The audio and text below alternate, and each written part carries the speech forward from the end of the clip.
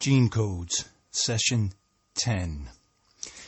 I have decided to restructure my SmartCasting so that my sessions are shorter. This won't be a problem for Gene Codes because Gene Codes has always been something of a one argument, one subject kind of thing. So this SmartCast won't be, actually it'll benefit from it. So what I'm going to start doing is getting right into things without too much of an introduction. Now, so far, we're on session 10. So far, we've been dealing with an overview of many different areas that will be covered within Gene Codes. And so these overviews will have served as an introduction to a particular gene code, if you want to call it a gene code, a particular subject that has been placed on the list of the gene codes. And I keep adding more because more keep popping up. And that's okay, because then what I will do is I will recycle back through. And in recycling back through, not that I will go over another introduction or another overview, but what I will do is I will go into more specifics and I'll handle one piece at a time. And that'll actually be a lot of fun for me. And this one is going to really, really be easy to break down.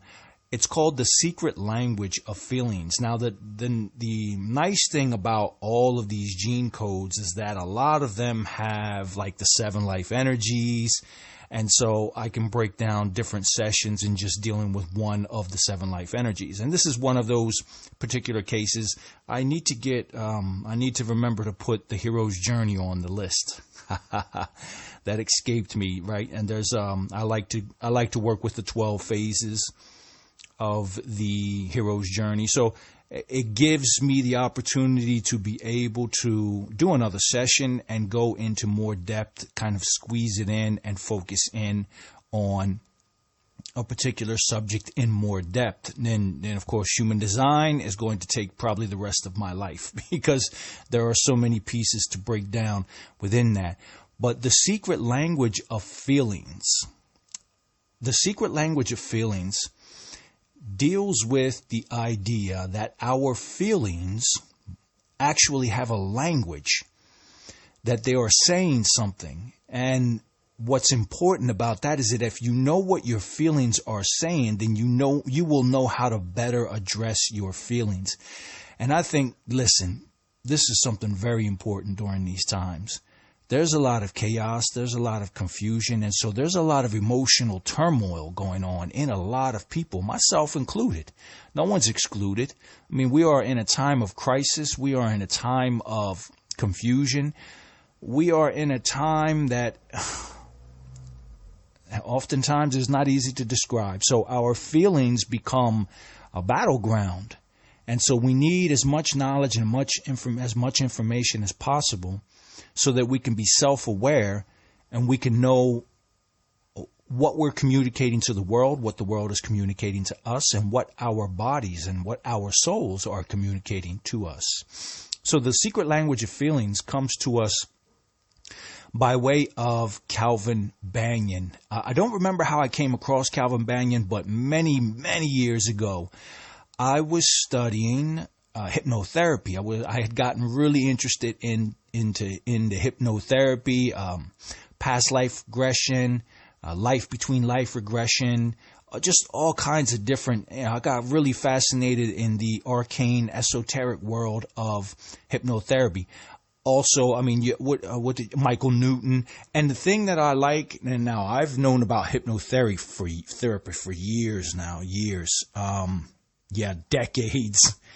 And one of the things that I like about Calvin Banyan, like many of the people who I choose to gather my information from, is that when people have spent decades observing a phenomenon and then they come with a breakthrough, I get a lot from people like that, because I've always said that the 30 years that it may have taken to come up with this system is 30 years that I don't have to dedicate. So, I stand on the shoulders of giants so that I can see the horizon further, and so that the work that they have done gets condensed down and I can do my best to try to bring it forward, to try to take it forward. So Calvin Banyan, as a hypnotherapist, started to see that there was a pattern.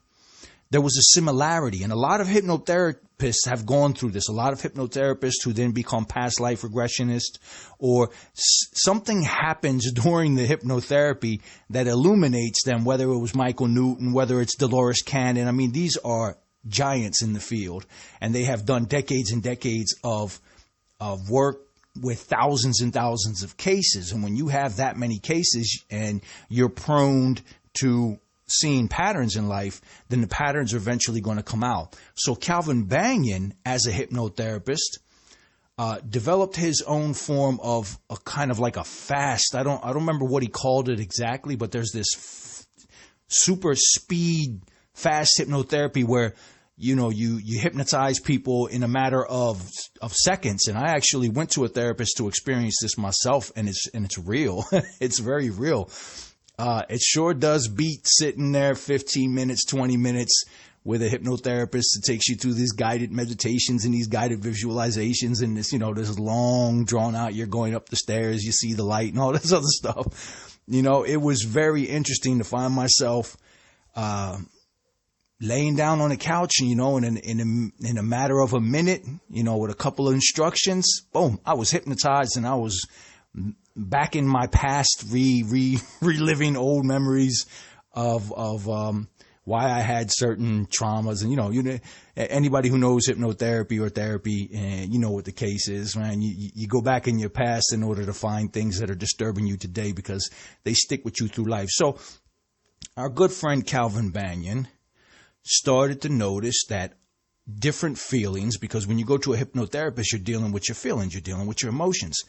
And so what he noticed was that, okay, he would find out that a person had a particular feeling that they were struggling with, but then he would examine in their life, okay, what happened? Because the great thing about hypnotherapy is they take you back to a specific point that may be connected to that feeling.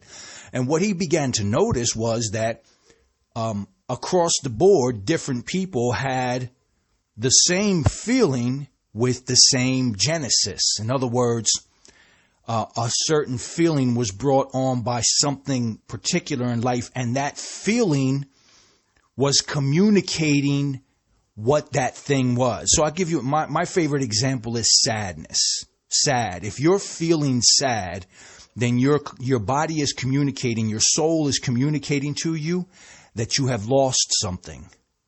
And I remember when I first read that in Banyan's book, I started thinking about all of the sadness that was in my life, all of the times that I was really sad, and it was as a result of a loss. And what Banyan does is that he says in the therapy, what you want to do is you want to address that language. You want to address what that feeling is saying to you. So anger is about injustices towards you. Feeling guilty is about injustices towards others. So what you do towards others, you feel guilty about. So all of these different feelings that people can have, and there's 12 of them, and that's why I love the fact that there's 12 of them, because then that means there's 12 sessions or in the future where I will be looking at these. And I'll just go through these quickly before we close off, because I said this is an overview. So if you get the concept, here are the feelings. And each of these feelings have a language connected to them. And that language allows you to take the next step to understand. Like for example, guilty. No. Take, for example, anger. You're feeling angry, right? Feeling angry is the language of there is an injustice being committed towards me. So in order to deal with that, in order to not always be angry about that thing, you deal with that injustice. You externally deal with whatever that injustice is that is making you angry. So that's just an example. So you have feeling bored, feeling angry, feeling guilty, sad, lonely, inadequate, stressed, fearful, which fearful is a very important one. That's the master feeling. Underneath all of these is fear.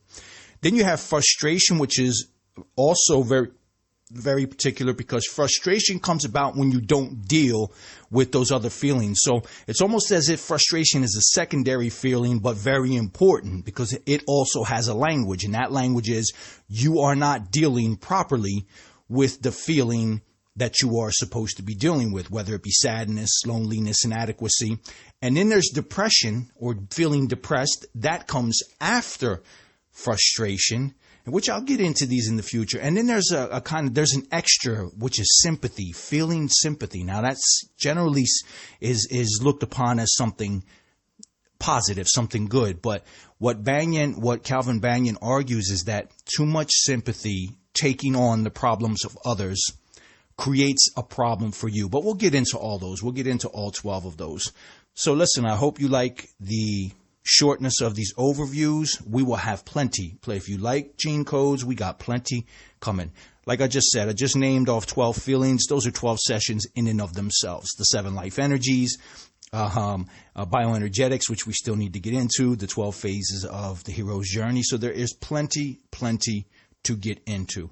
So listen, as always, I hope you enjoyed the session. Thank you for the support, and thank you very much for listening.